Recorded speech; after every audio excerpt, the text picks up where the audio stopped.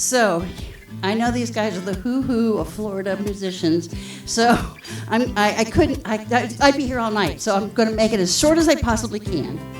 We have down here in the end singer-songwriter Larry Mangum. He's from Jacksonville, Florida, and he has nearly 3,000 performances over 5 decades as a folk, rock, country, and Americana artist. As dirt. For over 100 years, somebody from Larry's North Carolina family has been playing. Larry's mom, Kate, was Randy Travis's guitar teacher, and Uncle Homer was a member of the legendary WBT Briarhoppers. Larry's concert appearances with music legends include the late Waylon Jennings, Ray Price, Martina McBride, Steve Young, Alabama, and many, many more. After years of high-quality performances at festivals, country clubs, fairs, and honky-tonks, Larry has become one of the premier performers in Florida. And here to my left, we have Grant Peeples, who's from Tallahassee, Florida. He is a self-described tree hugger who watches NASCAR. Grant is known for his axe-sharp socio-political tunes, raucous humor, and heart-giggling we don't giggle, and heart-gigging ballads. He writes poetry and songs that turn a critical eye on American culture and identity, the very definition of contemporary folk music. He is the recipient of the Focus Foundation Award for Creative Excellence, which cited the humor, compassion, and wisdom of his songs, and their unflinching social insight and cultural acuity. Grant tours coast to coast and is a repeat performer at the Woody Guthrie Folk Festival, the 30A Songwriters Festival, and the Florida Folk Festival. In June of 2023, he made his debut at the prestigious Kerrville Folk Festival. And right here, smack dab in the middle, we have Doug Spears. He is a rare 5th-generation Florida native from Lake County, Florida. Doug's a regular throughout the state of Florida in concert series, listening rooms, festivals, and house concerts, and at similar venues throughout the U.S. His songs are drawn from his childhood roots and the world as he's seen and experienced it. His writing runs from rich tales and vivid portraits of fascinating people, places, and events to honest and vulnerable examinations of life's joys and sorrows. He received particular attention for his 2010 album, Welcome Home, which was a top 40 album of the year on the independent folk music radio charts and appeared on the preliminary Grammy ballots in 3 categories. He has earned recognition for his songwriting from the International Acoustic Music Awards, and Doug's performances are a very personal experience that draw you in by deftly blending the story, the song, a measure of humor, and a dash of emotion. So we're in for a very special night, ladies and gentlemen. This doesn't happen very often. I think they're only playing 3 sets this year, and they haven't done it since, 2010, 12? I don't know, but it's been a long time, and we're so excited to have them back. So at this point, I'm going to ask you all to please turn off your phones, turn on your ears, and I'm turning over the stage to the Florida's who's of musicians. Thank you, Cindy. Well, you heard about my buddy Doug. We've been friends a long time. I love his music. I love him and Judy. And we're going to see what he's got to say for you tonight. You know, you might wonder how 3 egos like this manage to decide who sits where. Now, it's a very, very complicated process. This happened by text a couple nights ago. I was watching TV with my wife and didn't have my phone available, unfortunately. But the text went something like this. Larry, who used to host a songwriters round in Jacksonville once a month, that I played with him several times, always sat on the right and kind of ran the show. And he said, because of that, I'd like to sit on the right. To which Grant responded, I don't want anything to do with any damn thing on the right.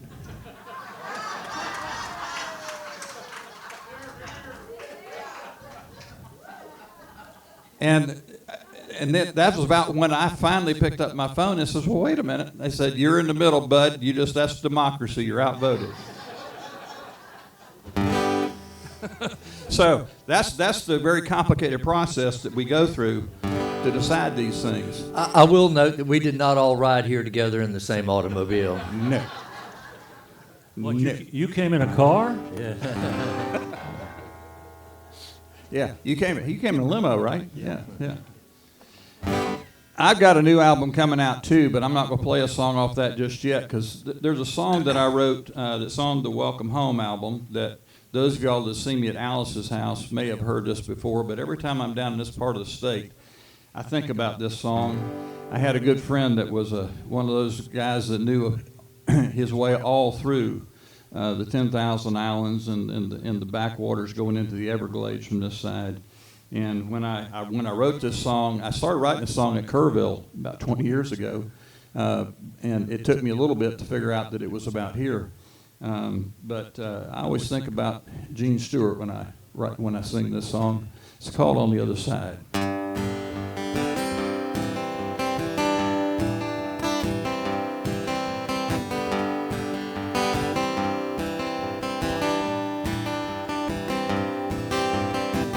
There's a bad wind blowing off Okeechobee.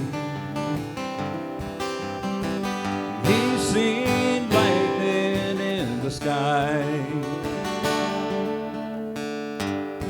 and he takes it as a warning that this might be his last good chance to fly. This might be his last chance to fly.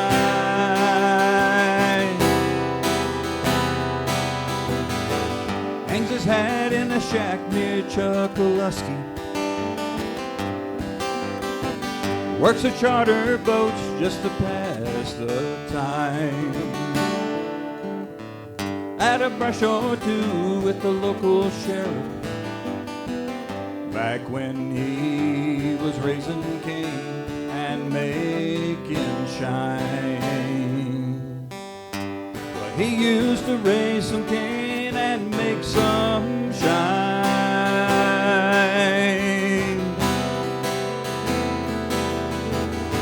And there's just some bridges that were meant to be burned before you reach the other side. And when today is just tomorrow's past, you know the best just gets left behind. Over on the other side.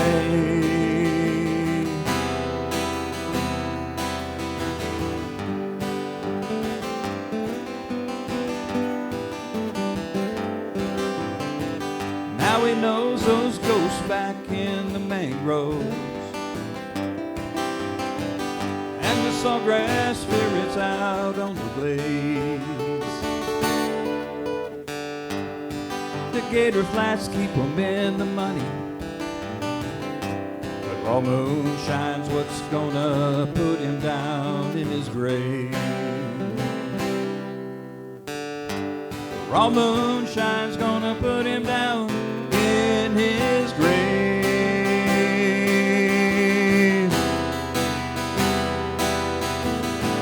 10,000 islands and a river of grass.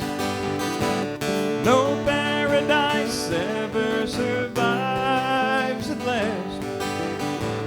No place to run to, there's no place left to hide, 'cause he's stranded by the falling tide. Over on the other side.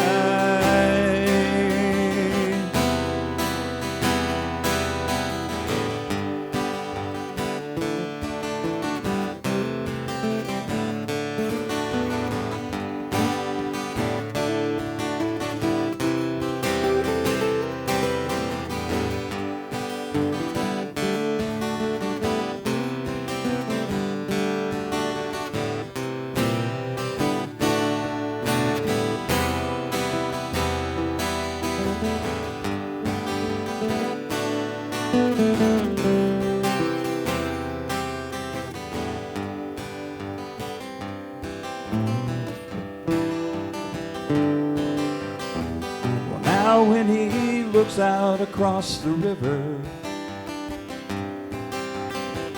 There's a land that he doesn't recognize. Now the face looks so familiar, but there's something missing in the eye. There's something missing from those wild old eyes.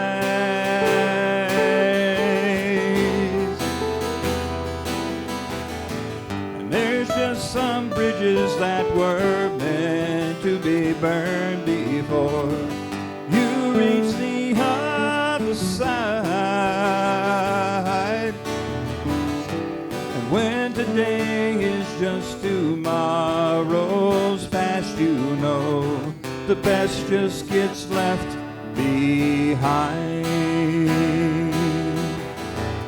Over on the other side.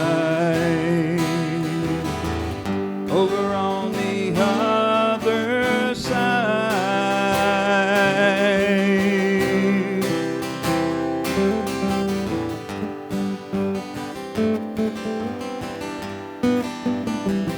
On the other side.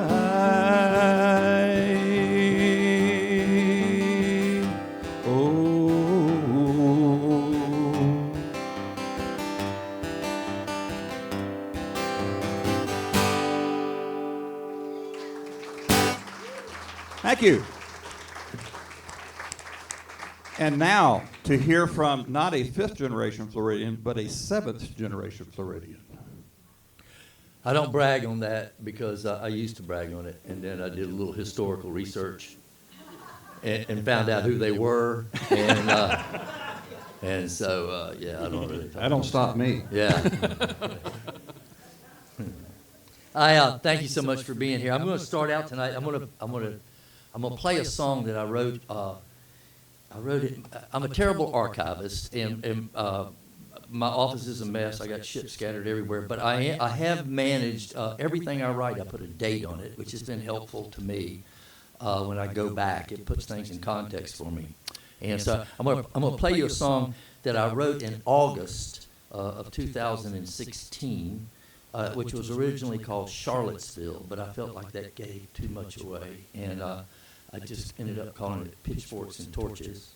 And so I'm going to play that, but before I do it, I'm going to read you a poem I wrote in January of 2017, and it's called "The Lord God Speaks in Defense of a Man Whose Name He Will Not Even Mention."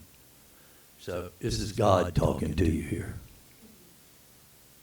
Remember, there is a little bit of him in every one of you. Indeed, I begat him from your whores of industry and commerce, where he was conceived in a womb of affluence and grew in an amniotic sac of indifference to those less fortunate than he. Presently, he has evolved into everything I could have ever imagined, here, now, among you, manifest in fattened flesh and hair product. In the beginning, I envisioned him the great metaphor of the human species, a burnt orange emblem mounted on its hood of destruction, and a patron saint for all your tribal afflictions, like the compulsive need of enemies and their scalps, your brooding self-worship, your incestuous cultural intrigue, and the paradox of you being able to create a brilliant symbol, but then being unable to distinguish it from what it symbolizes.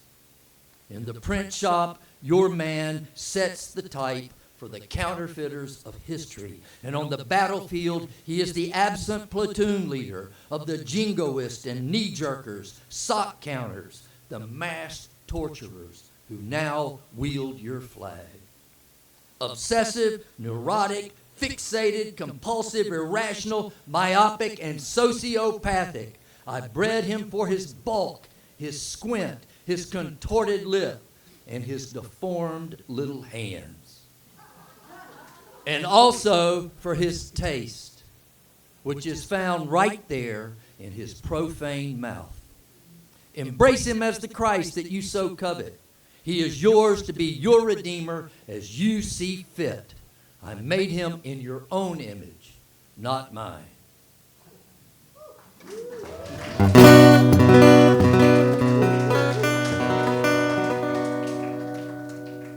Pitchforks and torches, razors and rocks, barbed wire fences round empty parking lots.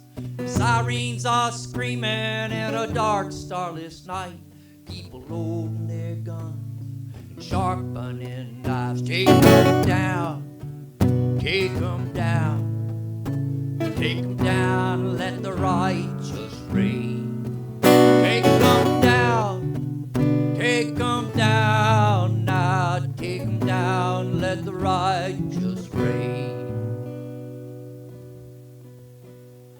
Pitchforks and torches, and a vulture on a wire. The rivers dried up and the lakes are on fire.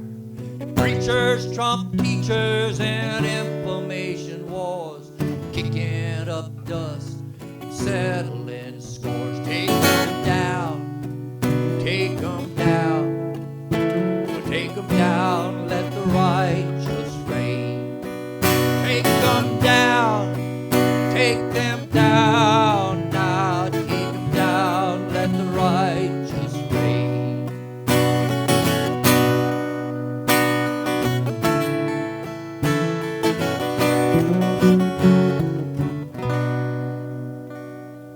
Pitchforks and torches, and a rebel flag waves, and a hallelujah nation that is handling stakes.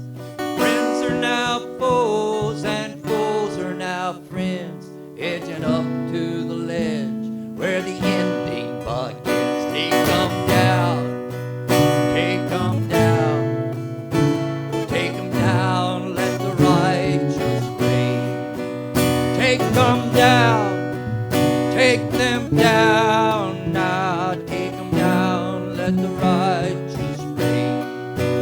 Take them down, take them down, now take them down, take them down, take them down.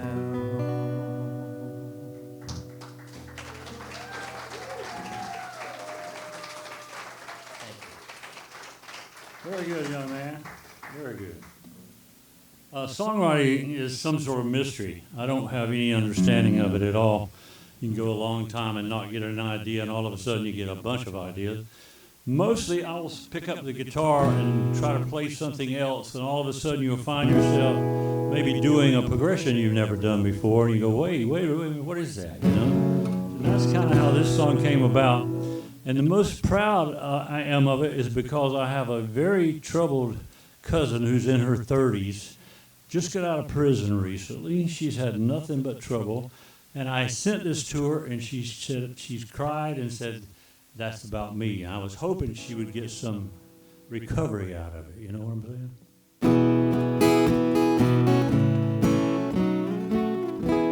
The lessons.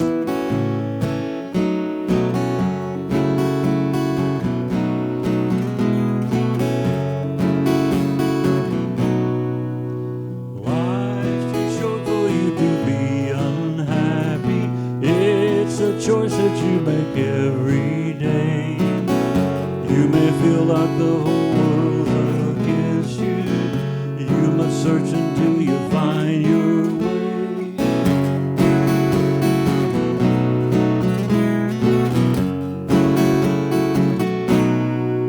Friends will tell you that they'll stand beside you. If they're true, they'll be there till the end. They may try to understand and guide you, but your path won't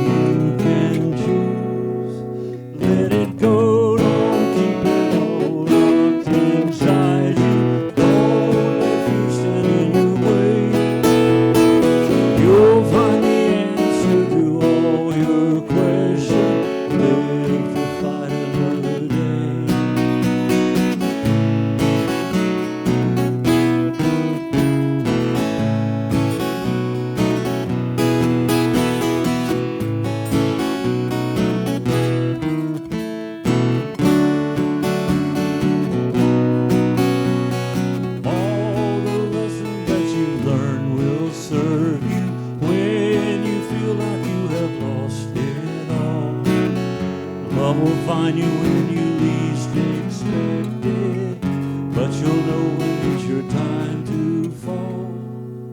Let it go, don't keep it all locked inside you. Don't let fear stand in your way. You'll find the answer to all your questions. Live to fight another day. Let it go, don't keep it all locked inside you. Don't let fear stand in your way. You'll find the answer to all your questions. Live to love another day.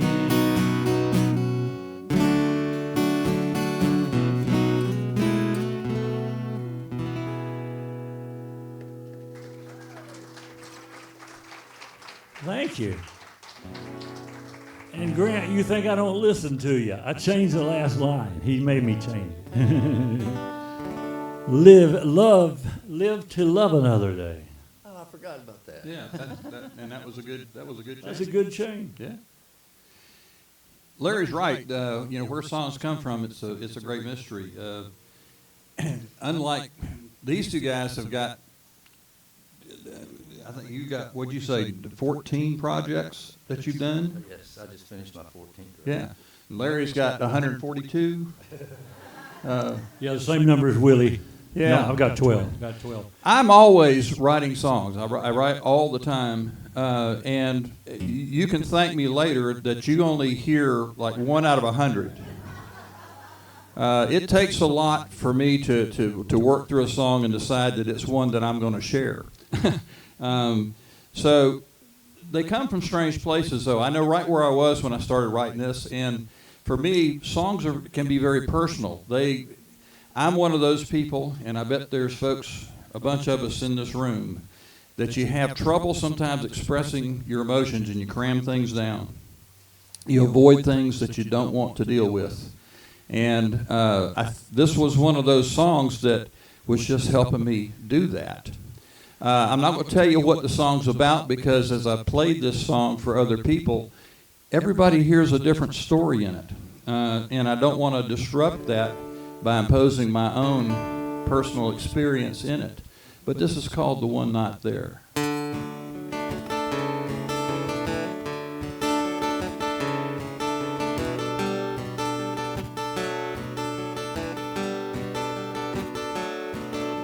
Well, sunshine's almost forgotten here. Can't remember where we were this time that summer. But I do remember bitter tears and the fears of storm clouds and thunder.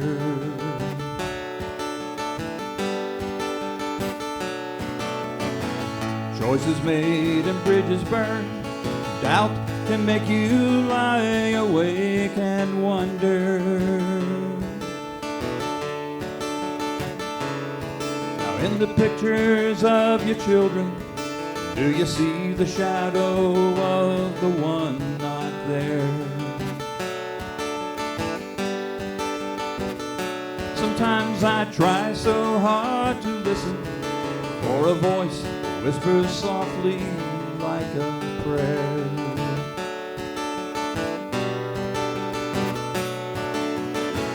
Healing leaves a scar sometimes, traces of the pain that's not forgotten.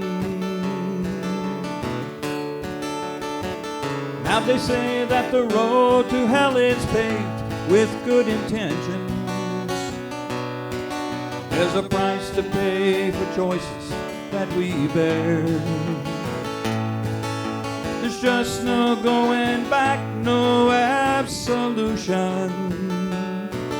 Just a haunting shadow of the one not there.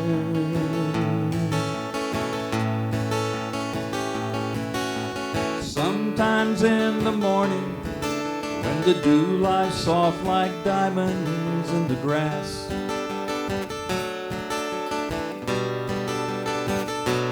as you stand there at the window, do you glimpse a faint reflection in the glass?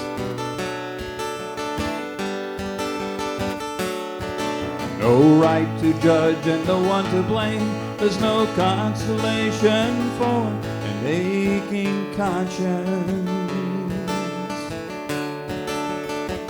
Now they say that the road to hell is paved with good intentions, and there's a price to pay for choices that we bear. There's just no going back, no absolution, just a haunting shadow of the one not there.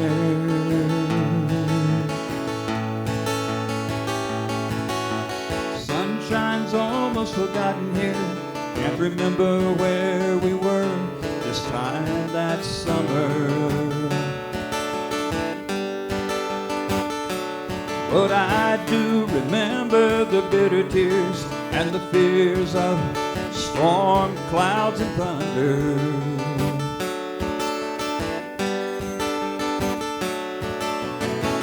Healing leaves a scar sometimes, traces of the pain that's not forgotten.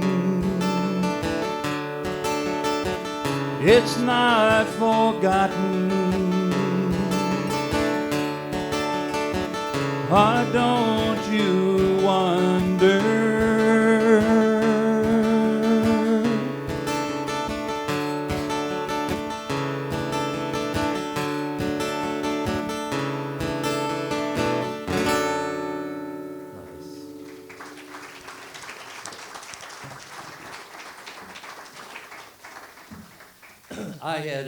I played in Miami this past summer, and when I actually stayed there overnight, and the next day, usually I drive home after doing shows like that, but I said I was going to stay there, and I drove home the next day, and it was crazy, and I ended up, before I got home, I had driven on I-75, I-95, and Florida Turnpike, and so we played last night in Jacksonville. I stayed with a friend of mine in St. Augustine, and so I decided today I was going to drive down here.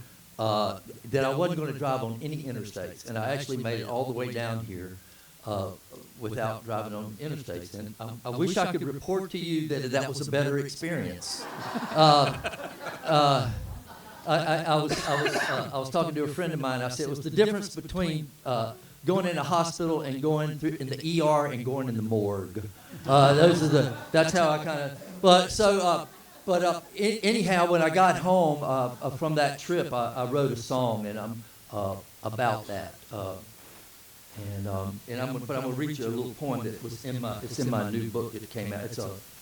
It's called 10 Songs and a Dozen Poems. And the name of this poem is Due Course.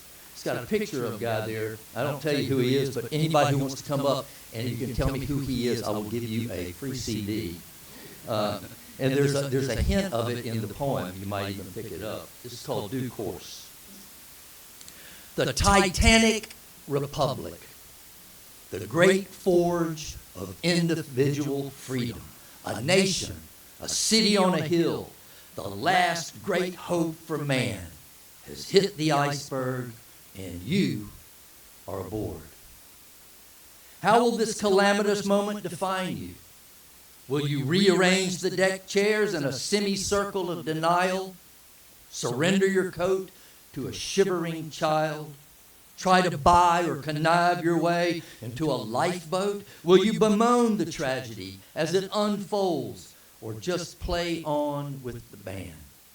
Sure, it's a desperate, sinking feeling, but you have never been so free as this.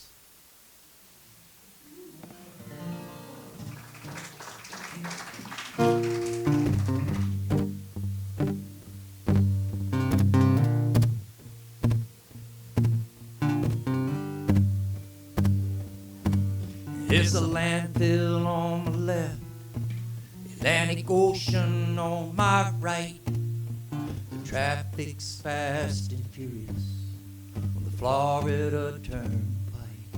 And there's the ghost of Osceola in that legacy of shame, and a fascist concentration camp out in the Everglades. Well, I'd rather I be Judas, betray Jesus with a kiss than to be accused of buying into a state of things like this.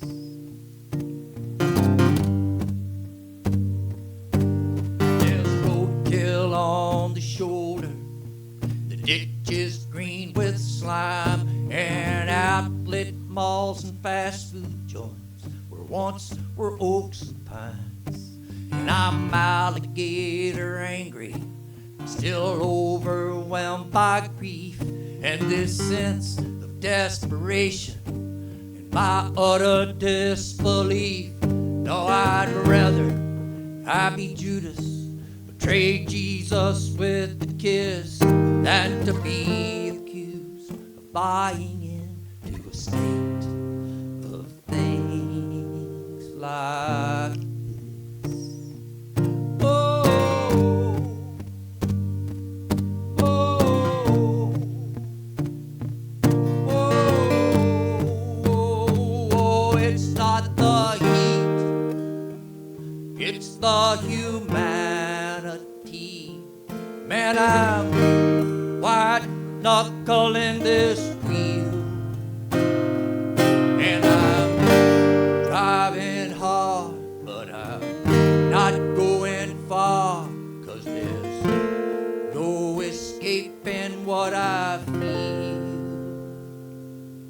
In this real estate religion, it's a heathen subterfuge, as the fat cats paint the cross up with the red, white, and blue.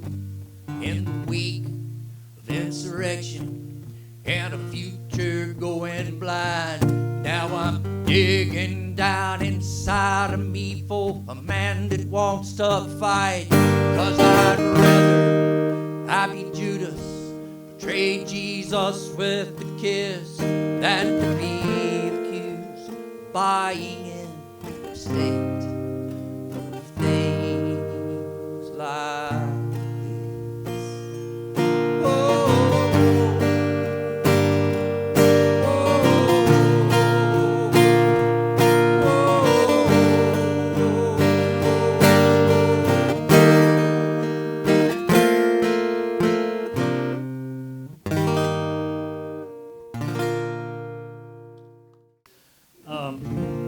I bet almost all of you have experienced what this song's going to talk about. My wife's mother and her stepfather lived next door to us for a long time. They were in and out of assisted living and coming back and forth. She finally got dementia and passed away, but and he's 102, so he's doing well living with his daughter.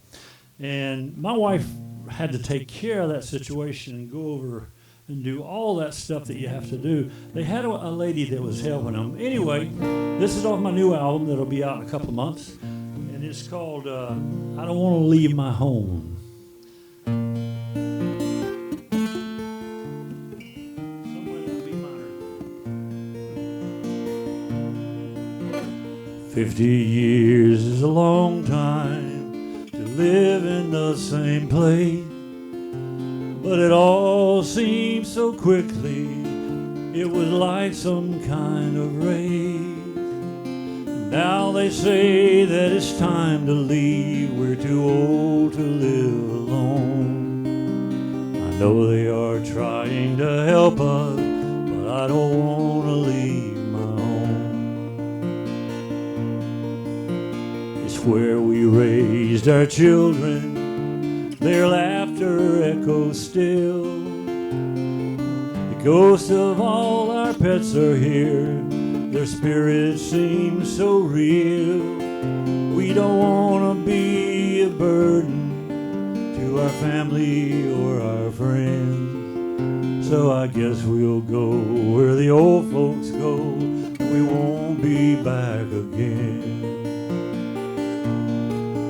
I don't want to leave the memories of the happiness we've known.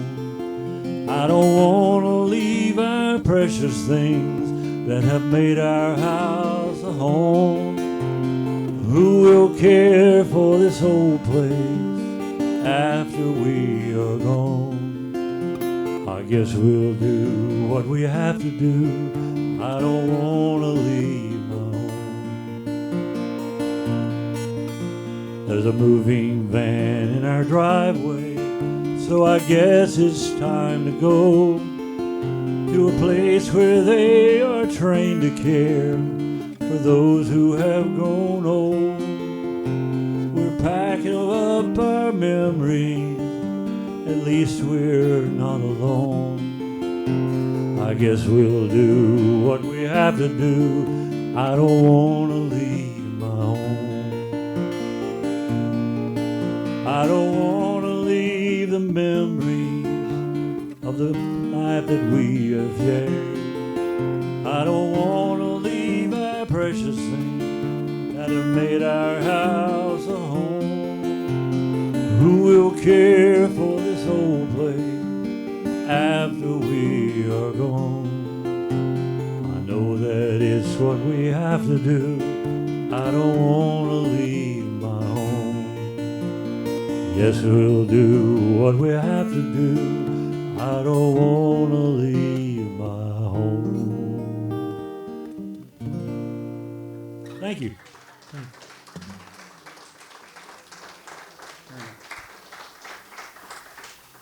So I'm driving over here today through, as I said, I dropped down 95 to 70 and came on the north edge of Okeechobee and through LaBelle and through Okeechobee and got on over here. And as I'm driving through there, I'm driving through the area that my deepest Florida roots trace back to. On my mother's side, my fifth generation roots are with the Coker family, which was a cattle family in that area, still is.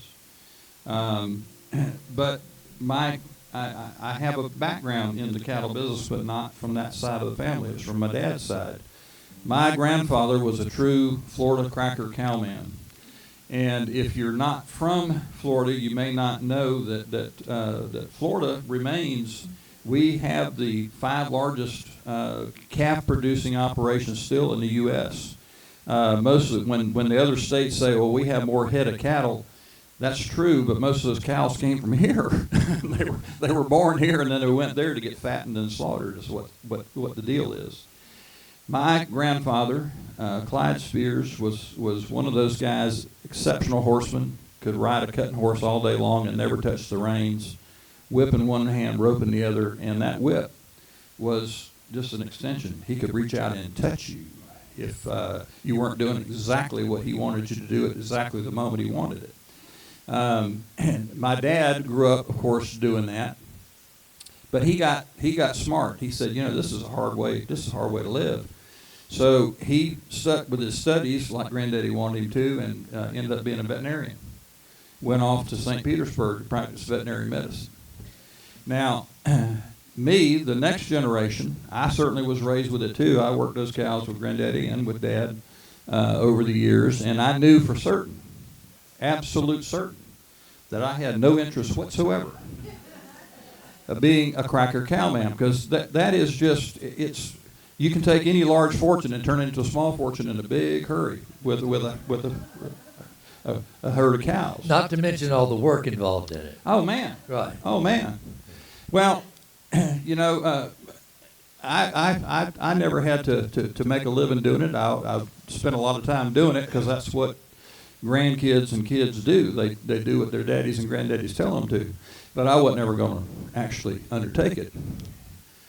I was the oldest of 3 sons, three children, and I was the only one that survived my parents.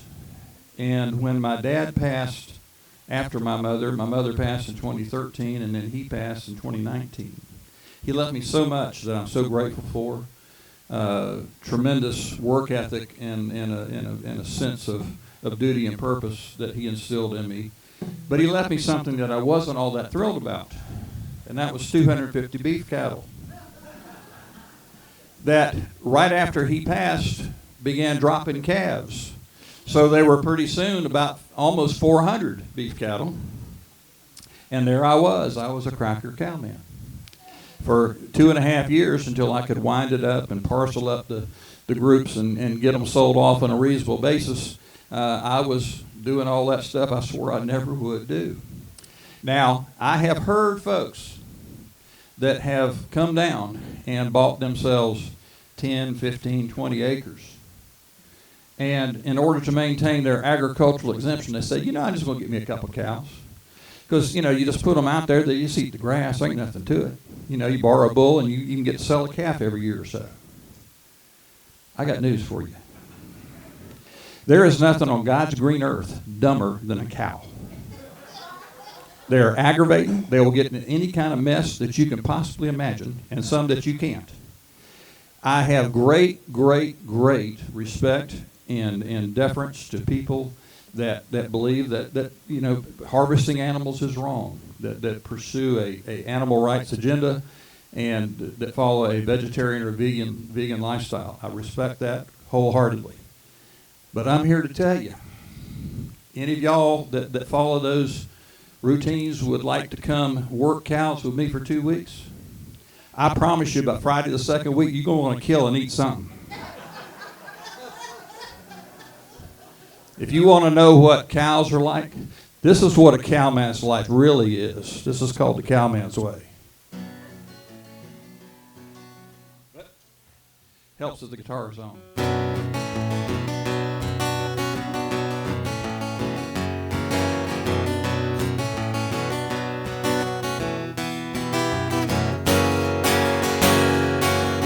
Well, a cowman's life ain't easy. A cowman's life ain't hard. A cowman's life ain't nothing but a never-ending job. You work from can't see until can't see no more. Ain't in it for the money, son. Of that you can be sure, that's for sure.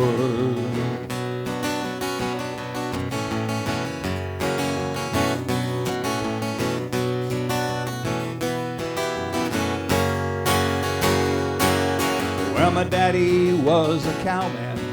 His daddy was a cowman too. And now I've got my daddy's cows, and I don't know what to do. 'Cause cows are walking trouble, trouble in hooves and hide. It's just one thing then another. You got trouble on your mind, a troubled mind.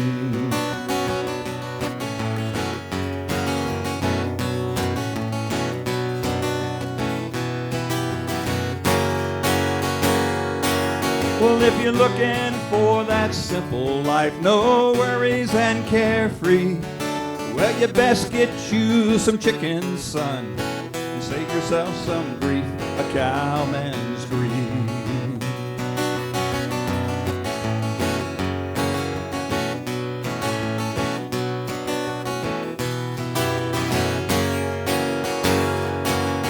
Now work don't wait for weather. These cows eat rain or shine. Barbed wire don't suffer fools, and the lightning loves tall pines.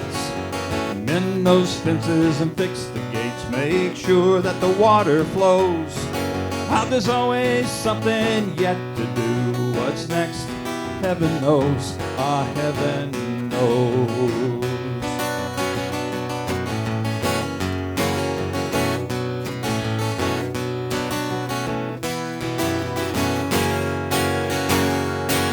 Well, if you're looking for that simple life, no worries and carefree, well, you best get you some chicken, son, and save yourself some grief, a cowman's grief.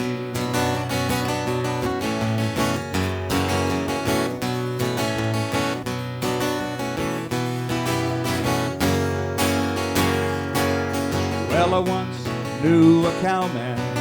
He decided to retire. He bought himself a rocking chair and just sat beside his fire. But he just could not rest easy, passing the idle days. I missed the aggravation, the long hours and short pay. The cowman's way, ah, the cowman's way, ah, the cowman's way, the cowman's way, oh, the cowman's way.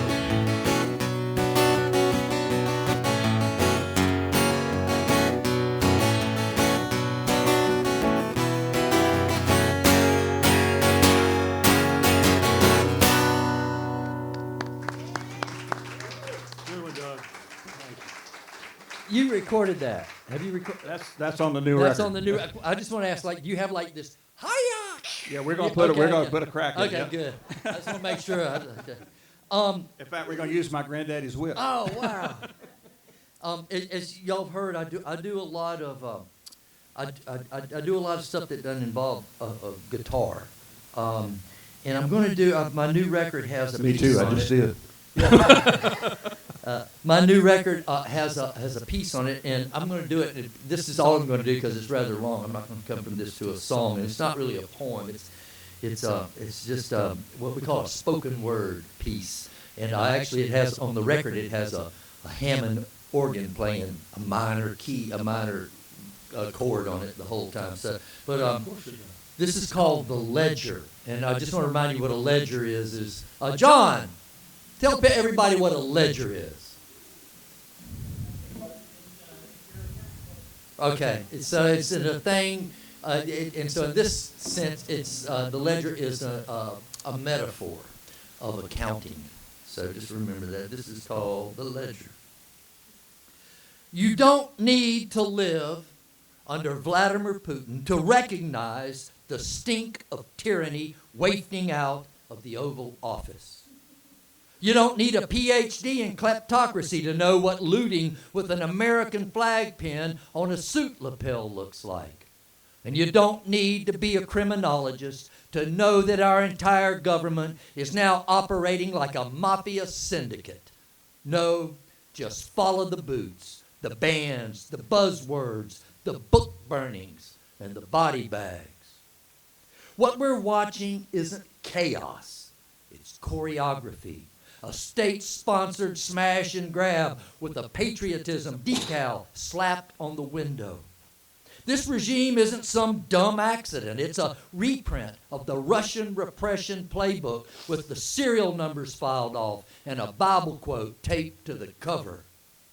And the cruelty, that's not the malfunction, that's the feature. It doesn't just silence the victim, it stuns the audience. Every immigration raid, every courtroom farce, every fascist cosplay speech is meant to freeze you right where you are while they empty the vault. You think these goons care about America? They care about the spectacle. They care about the scam. Their leader stumbles with power like a raccoon loose in a pawn shop. Clumsy, hungry, and shiny thing obsessed. And he dragged in every grifter, bully, and bootlicker he could find to fleece the country while it was still warm. They aren't building anything. They are stripping our republic for its parts. And the mask? The mask is nationalism. It's law and order. It's unidentified men in jackboots dragging mothers into vans, not to solve a crisis, but to create one.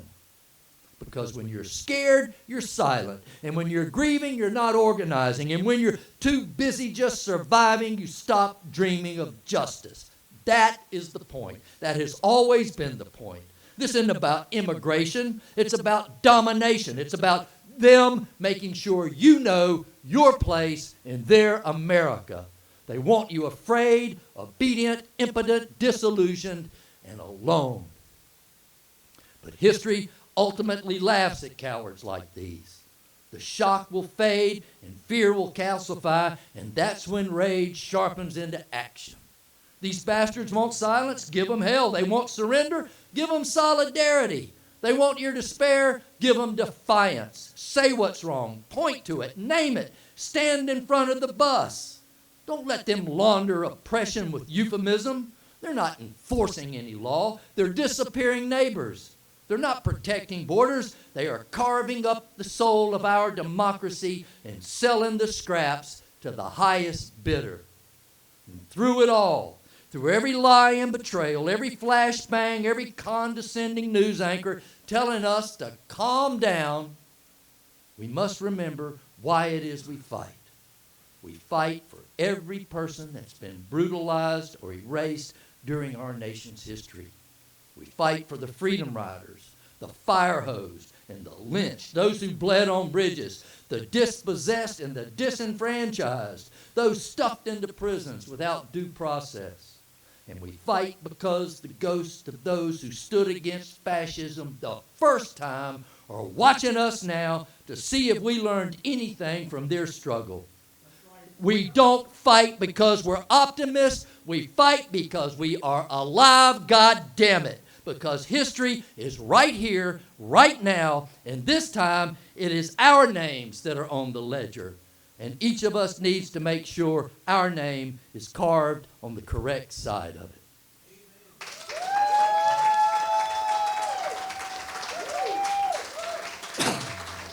Well done, John.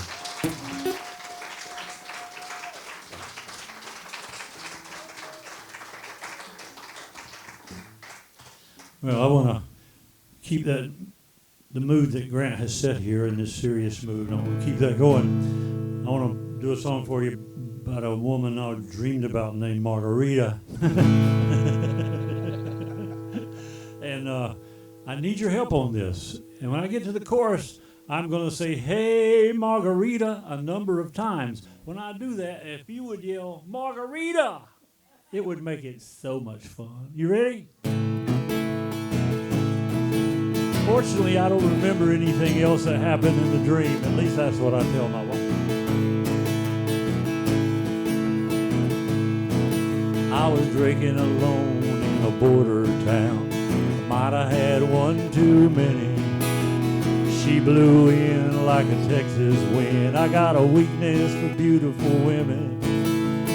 One drink led to another, and I think there was more after that. I woke up in an alleyway with my pockets all cleaned out, and I said, "Hey, Margarita, Margarita, won't you please come back?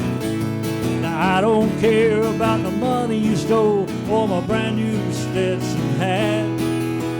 I'm just looking for some loving, and I think you can handle that. So, hey, Margarita, won't you please come back?" Klaus, you getting all this?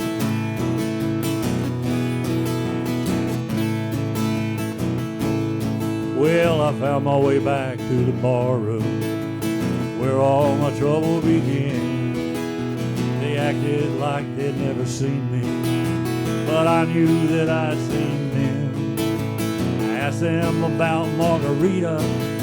They said, "You'll never see her again." So I sang my song about Margarita, and everybody there joined in. We said, "Hey, Margarita, Margarita, won't you please come back? I don't care about the money you stole or my brand new Stetson hat. I'm just looking for some loving, and I know you can handle that. So, hey, Margarita, won't you please come back?" You're fantastic. Well, it's not the first time a woman has made a fool out of me, but I keep hoping somehow my luck will change. And I like taking chances, but there's no way I'm gonna win. So I'll just keep on trying till I get lucky again. We'll sing, "Hey, Margarita, won't you please come back? Well, I don't care about the money you stole or that brand new Stetson hat. Hey, I'm just looking for some loving, and I know you can handle that.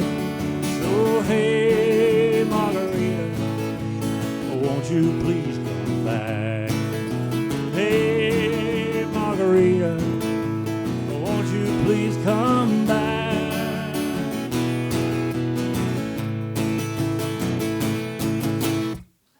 Hey, y'all did great on that. Thank you. Thank you. That's on the album I did last July. You know, you keep seeing me put this guitar down when I'm not playing, and it's not because I'm lazy and don't want to sit here and lean on it, things like that. It's that about a year and a half ago, I learned that I just don't bounce that good anymore. I had a little slip on a slope up in West Virginia, and It's one of those things where, you're pointing your feet downhill, which you shouldn't do. You ought to be going across the hill. But, I'm still young and agile. Not. And so I did the stupid thing. And, of course, my feet, right out from under me. And I hovered there in the air about, 8 feet up. And got a good look at the ground and said, this is going to hurt. And wham, I come down like a sack of potatoes, and I messed up the rotator cuff in his shoulder. Last year I was playing in a brace and having to take some super duper painkiller. Bionic, aren't you? Yeah. Well, but so it's all over with now. But if I sit here and just sit in that same position, it starts to hurt. So that's why I keep doing that. Just so you don't think I'm just snobby or something and putting the guitar down. That's what I was thinking. I'm glad you cleared that up. Better than 20 years ago, up in the Panhandle, I ran into a lady, older lady that was a seventh-generation Floridian, like my buddy Grant here. But unlike Grant, she was old enough to be his grandmother. So her seventh-generation roots really went way on back yonder. She was telling me, I spent an afternoon with her up around Mariana, and she was telling me stories about all the things her family had been through, particularly during the Depression years. And how difficult it was to survive in that time. Her dad and her grandfather were farming any piece of land that they owned a little bit, but they would rent others, share crop parts. And she said sometimes if the bank had foreclosed something and it was just vacant, they just go ahead and farm it and hope for the best. They just trespass it and try to grow something they could sell. But no matter how hard they worked, ends just weren't meeting. So, despite their very strict Baptist faith and extremely dutiful moral fiber, they went to making a little moonshine. Now, I'm not talking big production. I'm talking small batches for a very select clientele that did include the local sheriff. Handy guy to have on the customer list so that you got to get a little heads up when the revenue man was headed out your way. Now, Grandpa, of course, he wasn't new to this. He'd been making his little brew for medicinal purposes only, you understand, for a number of years. And he was so proud of what he had formulated that he actually had a brand name. He had little paste labels. She still had some in a baggie. And he would put this paste label on every jar and jug he sold. It didn't tell you who, and it didn't tell you where. But if you got that label, you knew you were getting the good stuff. He called his Yellow Butter Moon. Come on. I'm not trainable, apparently.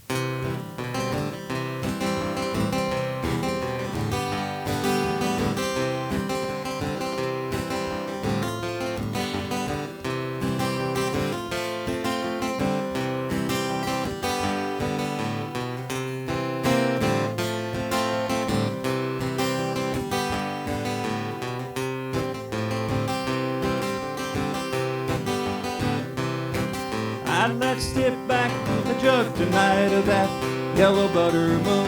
A pull or two on that hard home brew will make you crazy as a loon.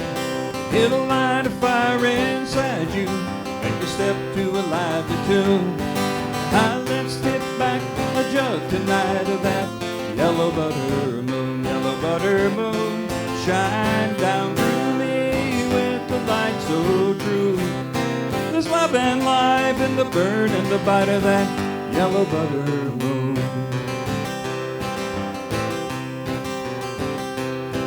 My grandpa made corn liquor. He had a still back in the woods. He would have made his living from farming, but the times they weren't so good.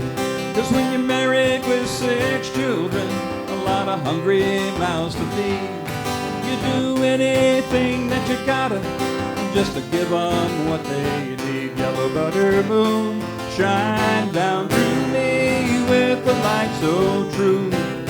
There's love and life in the burn and the bite of that yellow butter moon.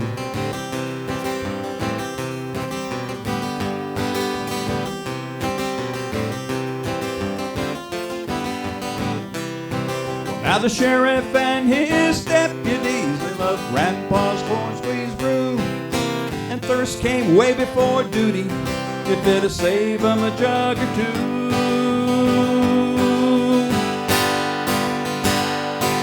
So when a revenuer came calling one hot Florida night in June, he thought he had old Grandpa cornered. He thought he'd treat him like a coon. But when he jumped up into that clearing, he must have felt like such a buffoon. 'Cause all he found was a paper label that read, yellow butter moon, shine down through me with the light so true. There's love and life in the burn and the bite of that yellow butter moon. Oh, there's love and life in the burn and the bite of that yellow butter moon.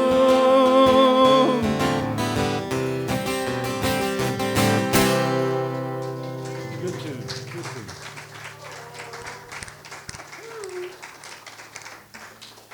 Yeah, Grant, do one, and then we're going to do one more, and maybe not stretch it out too long. I am a seventh generation Floridian. I'm a seventh generation Tallahassean. I have a niece. Her name is Sadie, who is a ninth generation, a great niece, who is a ninth generation Tallahassean. My father was an only child. He had two sons, me and my brother. I have no children. My brother had one child, and that one child had this child named Sadie. As many of you know, that we've been through in the last 8-10 years, most of us in here are of an age where we remember a time when people could reach across the aisle and find some commonality and find common direction and find a way that we could all kind of stay on the same page together. We've lost that over these last few years. There's been huge furrows, been plowed through our national consciousness. We've lost friends over this. We've lost bands have broken up over it. Marriages have broken up over it. And certainly when it applies to your family, it becomes absolutely the most difficult thing. And this has happened in my family. And so when Sadie was born, me not having any children, and her being the last of the Peeples, I had this idea that I was going to, because I knew I was a little bit different, that I wanted to be able to teach her some stuff. That I knew that she wasn't going to be taught in the house that she was growing up in, because I knew that milieu. I knew the books that weren't on the shelves in that house. I knew the shit that was going to be said, around the dinner table that she was going to overhear. And I wanted to mitigate that. I was not consciously thinking this, is in retrospect.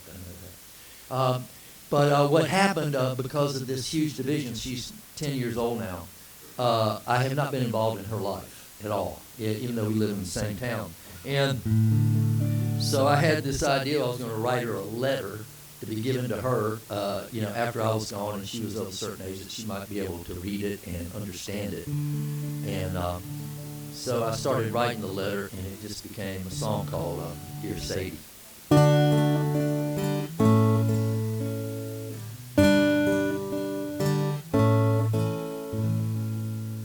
Dear Sadie, well, I want to tell you about the family, Tallahassee in Mississippi. That's the dirt that you come from. Your ancestors, well, they were hardy. They were rugged and strong-willed. They stole a continent from another people.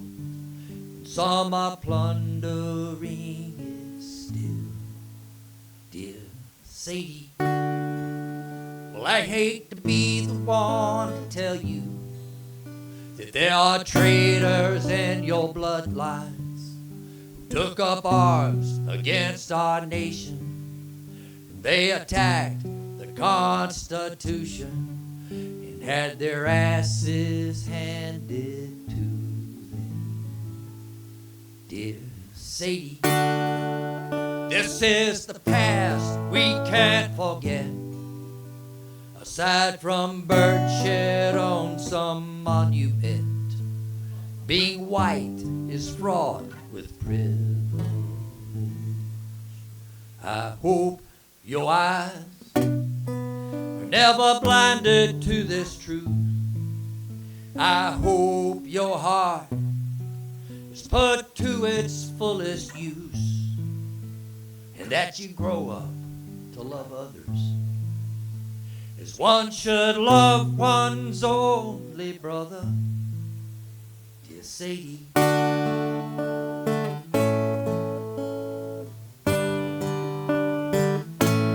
there's just two kinds of people in this world, little girl. Yes, and both of them are in you. The two are right there inside you. And you become which of the two you choose to be you. And this is just part of what I'd hoped I'd have the chance to try to teach you. That and how to sharpen up a word, sing a ringing Dylan verse, read some Mary Oliver, play an E chord on guitar. I'd hope to try, but I'm afraid we'll miss that ride. Dear Sadie, I know now you'll never know me, but when you grow up, ask your daddy. You can ask him what I stood for, and let him tell you what I stood for.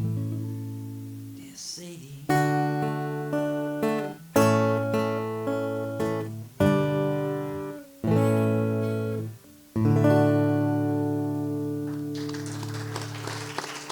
thank you. Yeah. Yeah. Well, I want to say it's been an honor to be with my two buddies and two of my favorite songwriters, and you folks have been fantastic. So thank you so much. I hope I get to see you somewhere down the road. I will be at Will McLean. I will be at Gamble Rogers and South Florida Folk this year. So you're down that way. This song tells a story, so I won't spend a lot of time on it, except to say in the 1970s was the first time I made my commitment to be a full-time musician. And I was playing 250 nights a year, usually in different places, hauling my own gear. And I didn't have a lot of songs. 4-hour shows, you needed a lot of songs. So I learned a whole lot of John Prine and Jimmy Buffett. And the early Buffett was brilliant stuff, as Prine, of course, always was. But the early Buffett stuff had a huge influence on me. So here's the story of what happened. It's called A Boy from Pascagoula.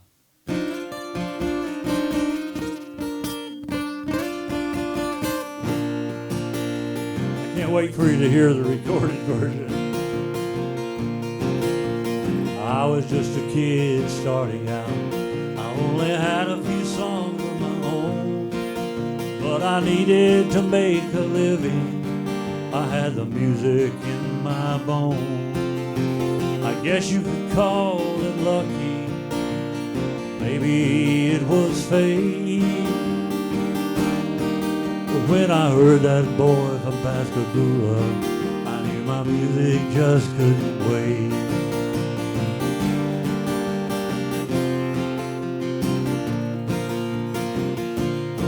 He had a way with words and he was funny, and I knew all the chords that he used. When I saw him live in '75, I knew what I had to do. So I walked away from a good paying job. I learned a lot of his songs and some pride. Here it is 60 years later, I'm sitting here making up rhymes, 50 years after. Well, I followed him to Paris, looking for answers we never found. We drank tequila all night in Margaritaville, and we're looking for the salt shaker still. When the gummy kicked in, he sang Pit So Thin, hung out with Spider John. We were poets, we were pirates, we were sailors, living our lives in a song.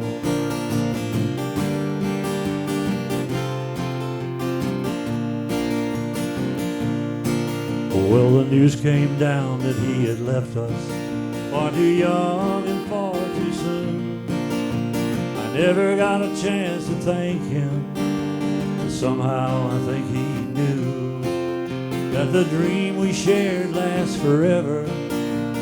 We're just passing through. Son of a son, son of a gun, and some changes in our attitude. Well, we followed him to Paris, looking for answers we never found. We drank tequila all night in Margaritaville, and we're looking for that salt shaker still. When the gummy kicked in, we sang Pencil Thin, hung out with Spider John. We were poets, we were pirates, we were sailors, living our lives in a song. We were poets, we were pirates, we were sailors, and we're still living our lives in a song.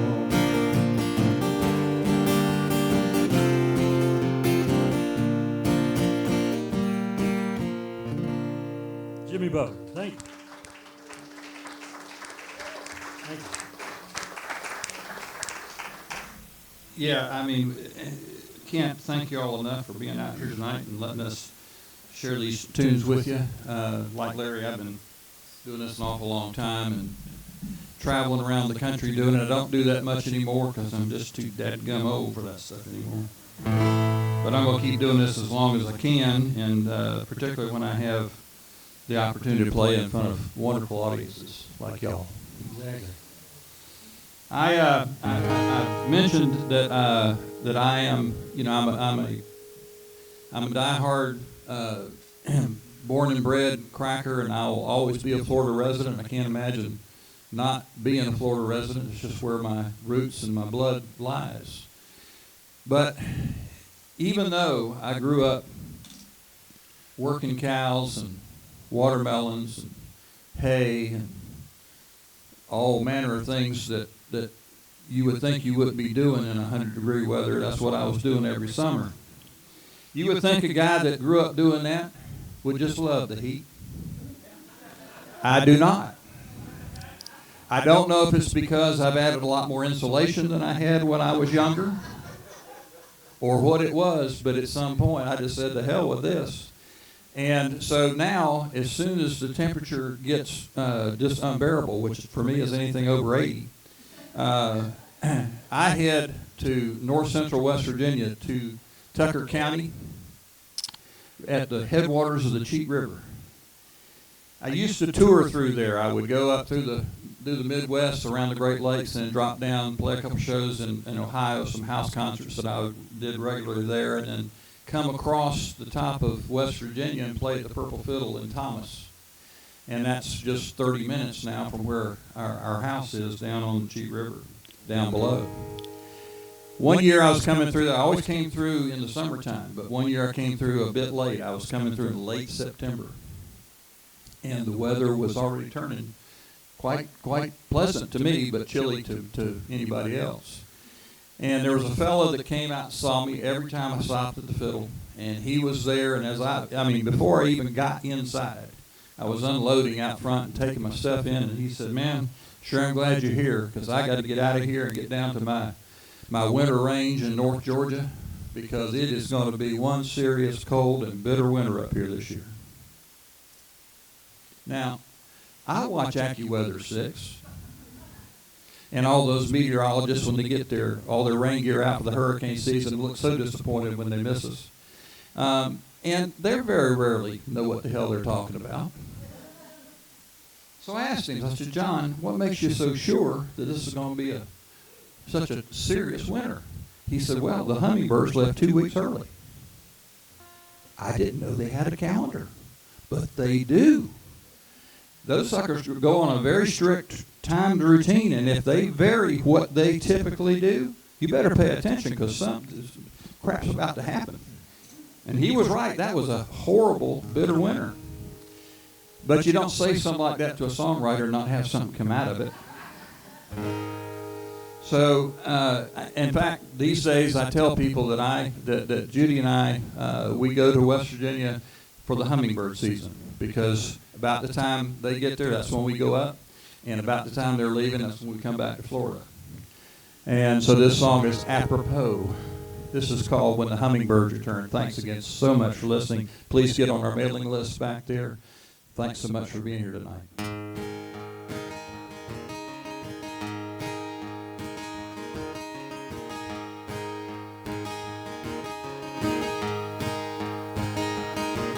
Feel the hard wind rolling down on Tucker Mountain. See the firewood that's been gathered, split and cured to burn. Now this cold and bitter season just hastens on your leaving. I hope I'll see you when the hummingbirds return.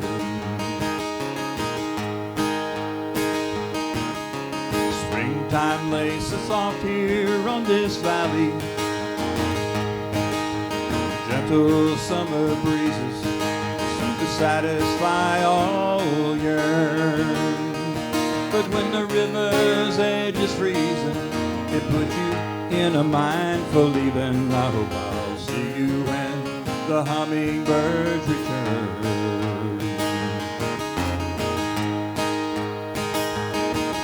Oh, you're going where the sun warms love and life's chill and winters, where the changing of the seasons is no cause for concern. Oh, you're following to where the blooms are full of sweetest nectar. Such a simple lesson, but it's one that's so hard learned.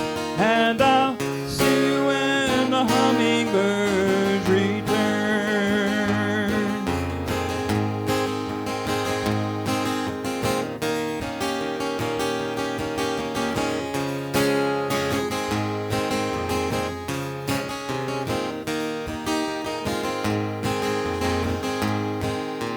Driven to this journey by an aching and a hunger, witnessing the wonder of following your heart. Well, on a clear night, I swear I can see heaven. You know the touch of your hand still sets my soul to churn. But there's a cool breath in your laughter as we turn another chapter. I hope I'll see you when the hummingbirds return.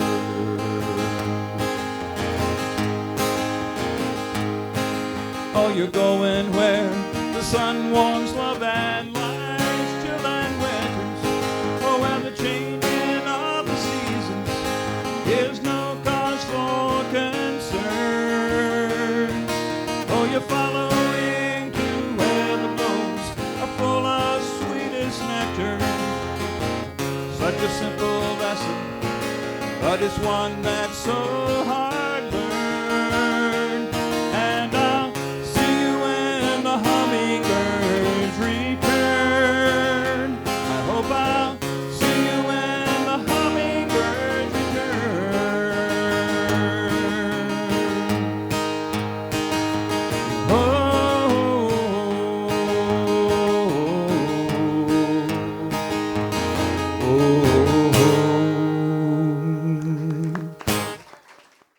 So what happened is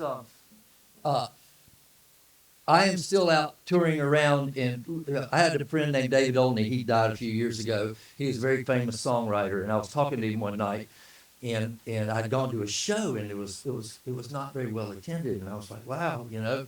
And he said, man, I'm still driving around the country looking for 30 people that get my shit. You see this, but maybe you've grown tired and weary of the fight against tyranny. Maybe the weight of the struggle has got you down, and you're not feeling that zest of energy that once fueled your progressive ideology and spiritual sense of justice? If so, fear not. Just brew you up a cup of Grant Peeples anti-fascist coffee.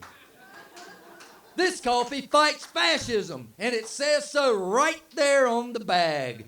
Yeah, just 4 or 5 cups of this dark Nicaraguan brew will get you energized and back on track in the fight against Obama-hating, gay-bashing, black-fearing, tree-killing, soul-saving, flag-waving, fox-loving, land-paving believers in fascism.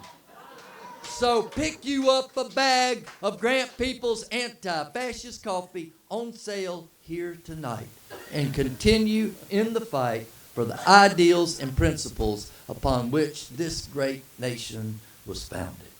Thank you. Nice job.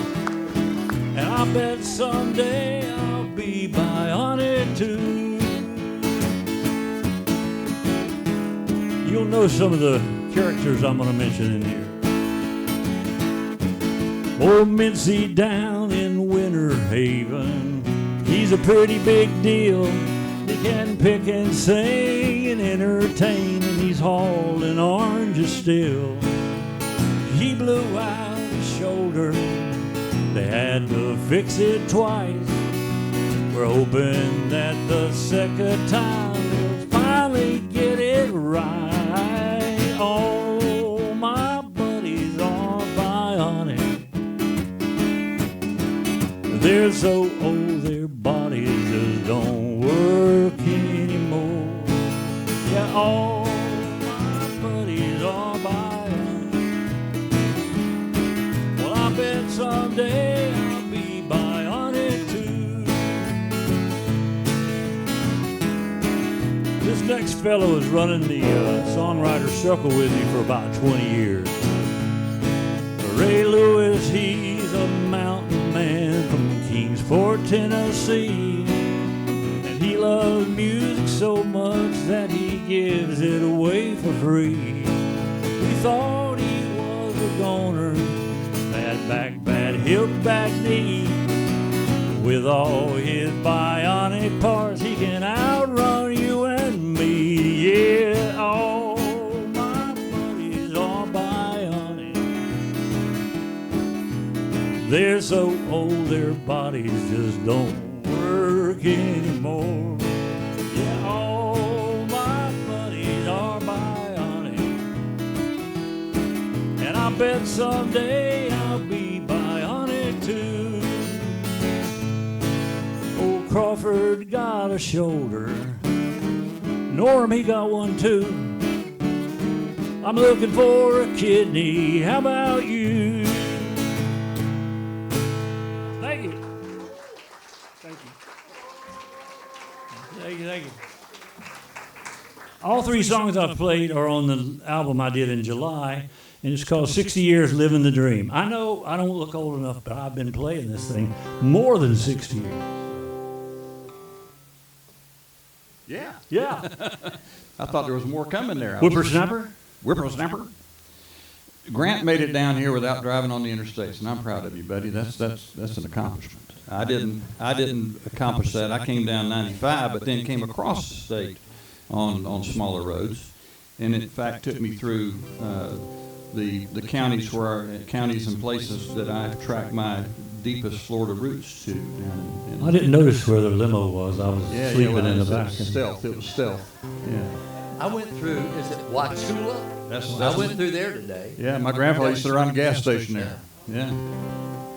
I stopped at the Dollar General and bought a nail file. Yeah. Well, if you'd have gone through Zolfo Springs, you'd have really done something. Were you able to file that red shit off of your fingernail? But I agree with Grant on avoiding the highways. When I was spending more time out on the road all around the country, I tried to do that whenever I wasn't in a hurry to get to the gig. I would try to wind out through the back roads. One year I was headed out to Folk Alliance in Kansas City, Missouri, and it doesn't matter if you know what that is or not. Just suffice it to say it's a bunch of musicians and 3,000 crazy promoters and radio people sitting around in a hotel doing stupid stuff till like 4 in the morning every day. and it's grueling. But I was headed out there off the main tracks because I played a couple of house concerts and I had some time off, so I'm back out through the country. And I got on this road, and it was obviously east of Missouri. I hadn't gotten out there yet, but I don't know which state I was actually in. And it was a 2-lane blacktop road, but it was separated with a median in the middle, out through the forest. I mean, just gorgeous. Nobody on it. I didn't see a car for, gosh, I don't know how many miles before I ever saw another car go in either direction. It was just magnificent.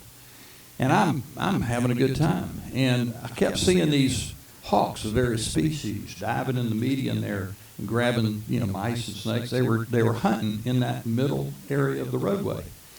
And so I'm a real careful driver. I don't text and drive. I don't get distracted. So I got my note paper and my pen. And while I was driving with my knees, I wrote down, hawks are out hunting the middle ground. I'm chasing the sun western bound. And that sat in my idea piles for a long time. But if you've been through some of those self-help programs that teach you how to relax, they all say, sit thusly and get comfortable and breathe deeply and exhale and visualize your happy place. Now, for a lot of you, that may be the beach, or it may be, a swing out in the back looking out at the lake. It may be a mountain vista. For me, it's an old Ford pickup, one that's old enough to still have the bat wing vent window in the front, and a blacktop road out through some pine scrub. That's a pretty good happy place for me. This is going to be the title cut off the new album, and I'll tell you more about that at some point here, but this is called Blacktop Road.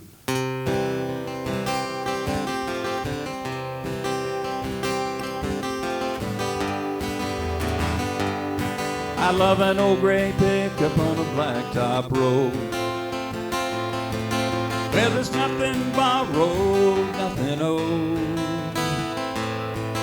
where the pine trees whisper to a sundown breeze. Nothing feeds the hungry soul inside of me like a blacktop road.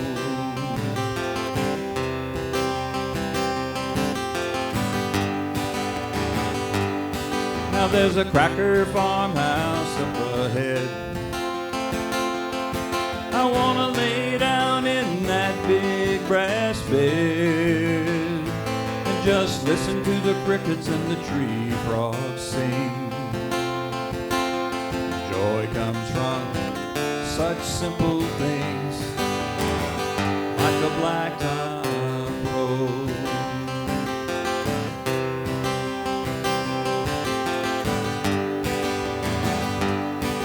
There's so many more miles to be run, so many more songs to be sung on this blacktop road.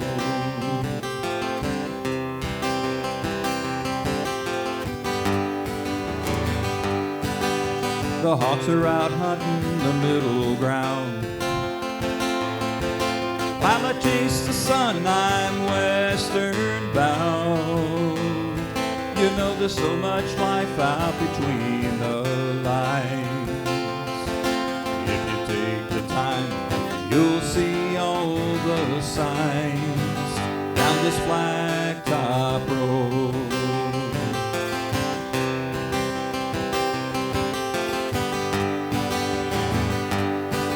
There's so many more miles to be run, so many more songs to be sung down this blacktop road.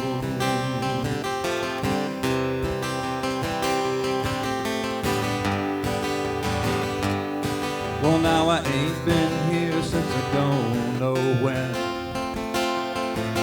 and I might not ever be here again. Whether you win or lose, there is no shame. If your heart guides you as you're changing lanes down this blacktop road, down the blacktop road, oh, take it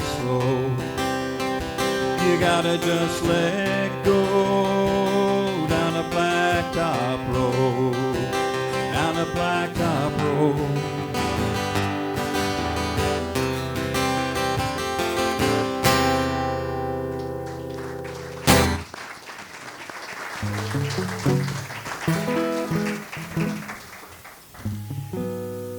I'm going to play a song that the main character in the song is a woman. And I introduced this one song after I wrote it, shortly after I said, this is for all the ladies out there, and I regretted it as soon as I said that. First of all, it sounded like lame as hell to say that. And it's really, even though the main character is a woman, the thing that I'm trying to get to in the song would apply to men or women. This song was very much informed. Let me say, I stole, the title is a line I stole from a Buddhist nun by the name of Pema Chodron. It was in a book of hers called Basement of Her Heart. But before I do that, I'm going to read you a poem that was in my last CD, but I left it back here, my CD book, and I forgot to bring it up, so I found this. I'm just going to read it to you right off here. This is called Things Do Not Happen for a Reason. It is not the price of the booze, but rather the accompanying cost of bad decision-making that ultimately raises the curtain on one's life. When she wrapped the car around the power pole, a cascade of beautiful sparks had floated down from the dancing wires above. From the radio, a midnight station played on, jazz, while a rear wheel continued to spin round and round on the bent axle as if it were a child's toy. Several cars slowed to survey the violent scene and then drove off. But he stopped and trained his headlights on the crash. Her car was on its side, and through the glass of the cracked windshield, she watched him approach, circumspect, tucking in his shirt, a man with a job to do. A sharp pain was emanating from her left shoulder to her fingertips. She could taste blood in her mouth, but she knew at that very moment she was going to be safe. He knelt beside the car and peered in. "You okay in there?" "Oh, I'm great." She spit blood. "Can you get me out of here, please?" He kicked in the windshield with his boot, crawled in, turned off the radio, unbuckled her, and carefully removed her from the cocoon of airbags. He sailed the bottle he found on the floorboard into the woods, carried her purse, steadied her as they walked back toward his truck. "Thank you so much," she said. "Thank you, thank you, thank you." They were married within a year, and she got sober for the first time since college. "Things happen for a reason," her best friend told her over coffee. "That's total bullshit," she said. "Sometimes you just crash lucky."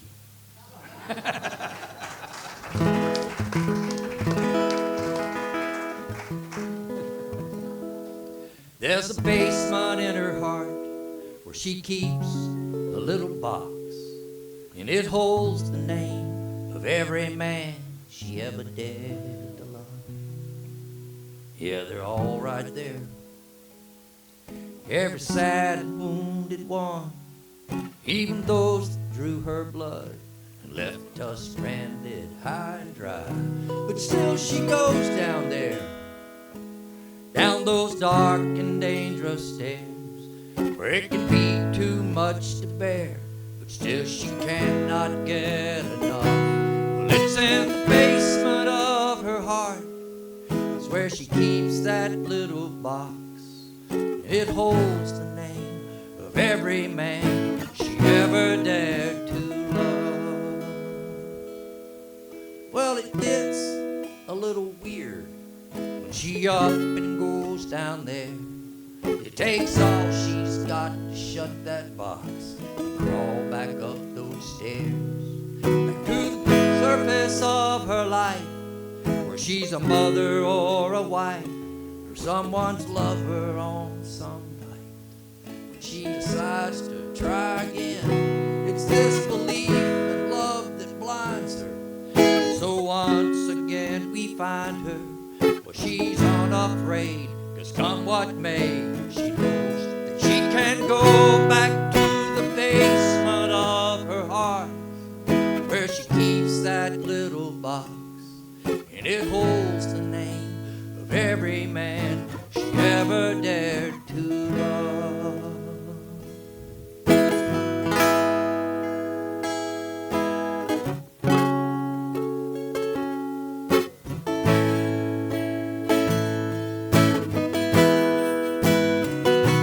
See her head down there, down those dark and dangerous stairs, where it can be too much to bear, but still she cannot get enough. Down in the basement of her heart is where she keeps that little box, and it holds the name of every man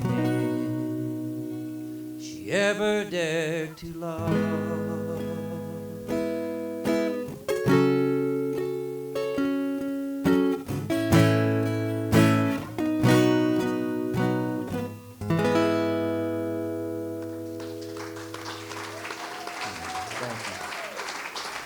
A couple things I want to tell you before I forget. Number one, Cindy, Alice, Klaus, all of you that have something to do with this thing down here, if you're inside like they are, you pretty much know how much it means to us, but you can't really guess how much it means to us, because this is what we live for. And not every audience is this good, not every venue is this good, and we really appreciate you. Thank you so much. And I never said retire. I did quit a couple years ago, or I stopped. But and the other thing I want to tell you, I wore the hat because I wanted you to have the whole folked up superstar treatment. And the other reason I wore the hat, besides that shit on my head, You did say folked up, right? folked up. I said folked up. I have a song called "Folked Up Superstar." I stopped at an estate sale today, and I went into an outbuilding, and when I came out, I rammed into a rafter, and it stuck a hole in my head. And so the lady happened to be a nurse that was there. She said, "It looks like it's coming back out," which meant it was about a half an inch deep when it hit. So good thing to have the hat. Timu, by the way. Great hat off of Timu. If they didn't have so many pop-ups, I'd buy a lot more stuff. I don't know how to do it. Have y'all been on Timu? Anybody? No, yeah. Spin the wheel, stop the wheel, buy this, get this free.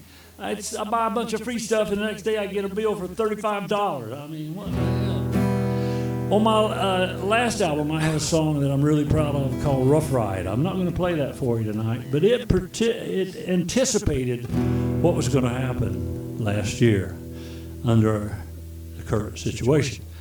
So this is a new one.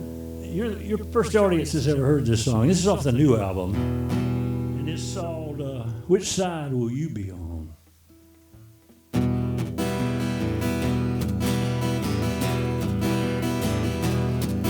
When the war begins, which side will you be on? When the fighting ends, will we still have a home? Both sides think they're right, both sides are ready to fight. It's an illusion, but we've got to find the truth. When the war begins, which side will you be on? I've always believed in people, and that's all starting to change. And how can we be so different when we're all in the same game? We've got to stop all the hate, stop all the lies, believe in America now. If you can't say something good, and don't say nothing at all. But when the war begins, which side will you be? When the fighting ends, will we still have a home? Both sides think they're right, both sides are ready to fight. It's an illusion, but we got to find the truth. When the war begins, which side will you be on?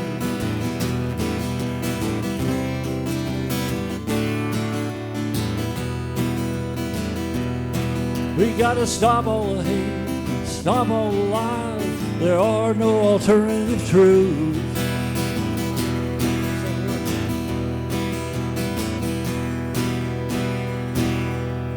I don't know what he said, but it's real good. When the war begins, which side will you be on? When the fighting ends, will we still have a home?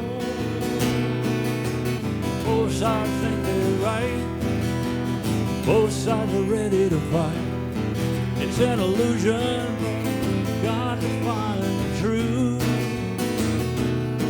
When the war begins, which side will you be? When the war begins, which side will you be?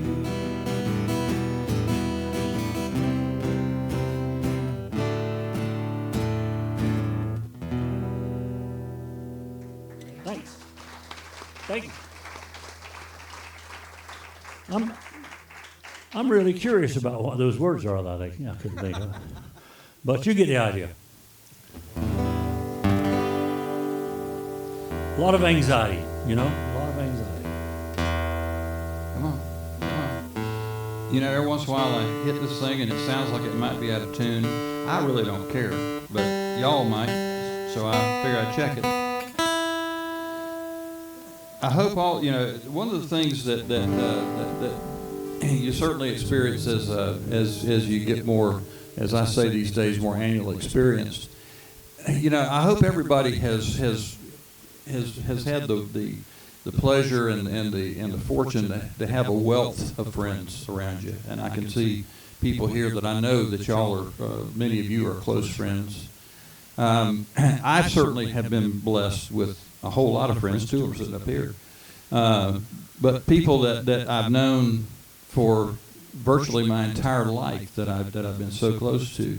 One of those people, there are good friends, and then there are old friends, and the ones that I talk about when I say old friends are the ones that if somehow you got into a bad situation and you killed someone and you called them up, they wouldn't ask what happened. They would just ask if you had shovels and tarps. That's a good friend. That's a good friend. I had one of those. He was a good friend to my family and to me. I knew him better than 60 years, which is a hell of a long time. He was the guy that first showed me chords on the guitar, so you can blame him. He was that kind of guy that when something good happened or something bad happened, he was just there. You didn't have to invite him. You didn't have to ask for him. You didn't have to tell him what needed to be done. He just was there and did it. G.Z. Smith was a hell of a friend. Back after COVID, well, it was during COVID, he received the news that he had a very aggressive form of cancer. And he fought it hard for a couple of years, but it was not a fight he was ever going to win, no matter how tough G.Z. was. He was damn tough. And before I came, I spent half of my year in West Virginia, in north central West Virginia. And before I left that year, I went over to see him. I intended to spend an hour with him before I went and did some other things. Ended up spending the entire day. Both of us, I think both of us knew it was the last time. And sure enough, just a month or so after I got to West Virginia, I got word that G.Z. had passed. And as I said, songwriting for me sometimes lets me say things and express things that I would have difficulty maybe saying otherwise. This is for G.Z. and for all your old friends that you may have lost along the way. This is called My Old Friend.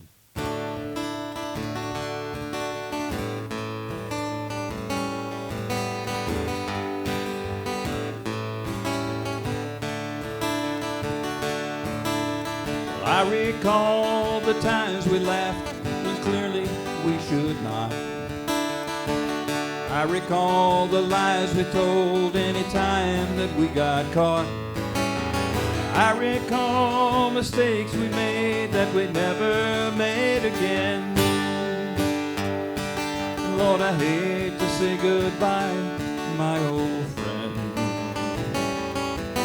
Lord, I hate to say goodbye, my old friend. Well, I recall the good times and fishing in the rain. I recall you always there through the sorrow and the pain. I recall good whiskey that we shared now and then. Lord, I hate to say goodbye, my old friend. Lord, I hate to say goodbye, my old friend. Old friends don't need an invitation. Old friends don't wait for you to ask. Old friends always know just what you're thinking.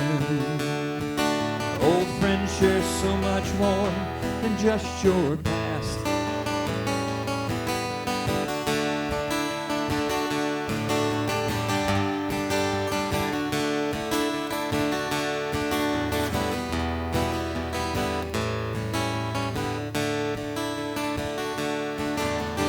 Old friends don't come easy, it takes a long, long time.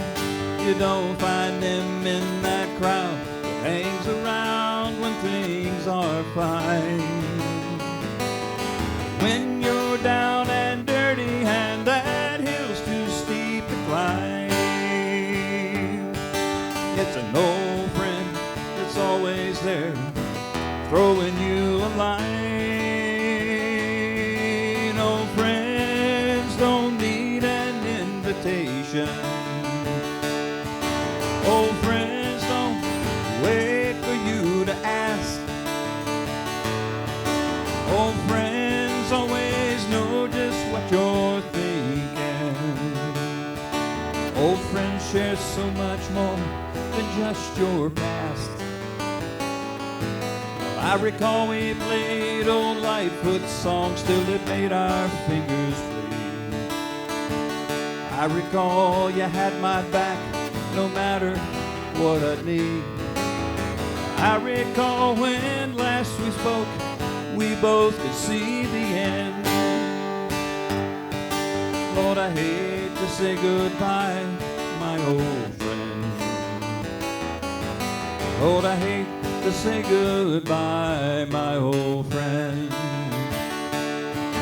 Lord, I hate to say goodbye, my old friend.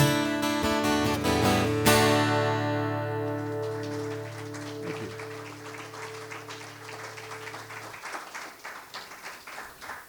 I've had a number of friends like that I assume I have a reputation as being the one to help you bury the bodies. I get those. I'm the one that gets those calls, and I know you were second on my list. Yeah, I've got the. I'm going to do a song. We played. I was not going to. I played the song last night. I told myself I'm going to play it with my friend John and Lucy. Came tonight and asked me if I would play it. And it actually is a song on my new record. It's also a song that was on my very first record 14 records ago. And that record's been out of print for 10 years, and it gets requested a bit, and I decided to go in and redo it. And so I redid it, and I'm going to do it for you tonight. This is a song. I got started late in this business. I was 50 years old before I ever sang in front of microphones. These guys were 15 when they did it. And I had just come back from Nicaragua. I'd been down there for a number of years, came back up here to Florida, and there was a lot of problems going on in Florida around 2008. And our governor at the time decided, because nobody was coming down here and spending any money, and all that financial crisis and all these places were shutting up, and he decided we needed a new state song to promote the state of Florida, because the old state song, and this was an irony lost on everybody except me and Jeb Bush, I'm afraid, was the old state song for Florida was called, does anybody know what it's called? Old folks at The old folks at home. That was just like a bad marketing idea. And so Jeb wanted a new song, that talked about all the good things in Florida. And I figured I was the one to do it. And it was a $10,000 first prize, and I entered the contest. And I lost. Yeah. In the middle of the winter, when you need a vacation, come where the sun and the sand is waiting. Right down here at the bottom of our nation. I'm talking about Florida. Well, yeah, come on down to the Sunshine State. Bring your money, check out the place. Well, chances are you'll decide to stay. Hell, everybody else does. Well, there's 1,000 new residents coming down every day. They're all moving in and buying up the place. They're filling in the swamps to make some more space. And man, we're starting to need it. We got snake farms and alligator wrestlers, more state executions than anywhere but Texas. Shuffleboard, wet t-shirt contestants. Man, you gotta see it to believe it. Come on down to the Sunshine State. Bring your money, check out the place. Well, chances are you'll decide to stay. Hell, everybody else does. We're number one in lightning strikes, snake bites, alligator and shark attacks. Got 1 million illegal aliens to sack our trash, clean toilets, wash dishes, and cut the grass. I'm telling you, it's heaven. We feature one golf course for every man, woman, and child. We cut down our trees so you can see for miles. Don't it seem like a place you could kick back a while? Well, dude, it don't get no better. So come on down to the Sunshine State. Bring your money, check out the place. Well, chances are you'll decide to stay. Hell, everybody else does. We got these federally subsidized sugar plantations. They're bigger and richer than European nations. They own our politicians and hire all the Haitians. It's what you call a sweet deal. Well, everybody said it was some kind of joke. And we said it ain't over till your brother counts the votes. And 10 years later, y'all elected Ron DeSantis. It's what you call a stage steal. Come on down to the Sunshine State. Bring your money, check out the place. Chances are you'll decide to stay. Hell, everybody else does. Well, our school system rates higher than Mississippi and Louisiana. Though we ain't up there with Arkansas and Alabama, 10% of our kids wind up in the slammer, and that's gotta count for something. You see, we ain't got no state income taxes. We just stick it to all you Yankee tourists to make up for that. A service-based economy, that's what keeps us fat. That and a lot of fried mullet. Come on down to the Sunshine State. Bring your money, check out the place. But chances are you'll decide to stay. Hell, everybody else does. Come on down to the Sunshine State. Bring your money, check out the place. But chances are you'll decide to stay. Hell, everybody, everybody, everybody else does.